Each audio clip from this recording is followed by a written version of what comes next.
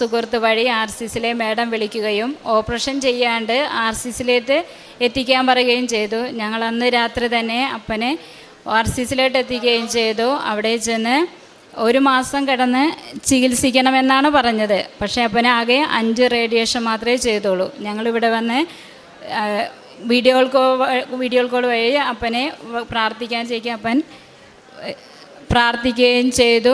ഉടമ്പടി തൈലവും നേർച്ച വസ്തുക്കൾ അപ്പൻ ഞങ്ങൾ കൊടുക്കുകയും ചെയ്തിരുന്നു. എൻ്റെ ചേച്ചിയും ഞാനും ഉടമ്പടി എടുത്തതായിരുന്നു. ഞങ്ങൾ 2 പേരും ചെല്ലുമ്പോഴും ഉടമ്പടി തൈലം അപ്പൻ്റെ നടുവിൽ വെച്ച് പ്രാർത്ഥിക്കുകയും ചെയ്തിരുന്നു.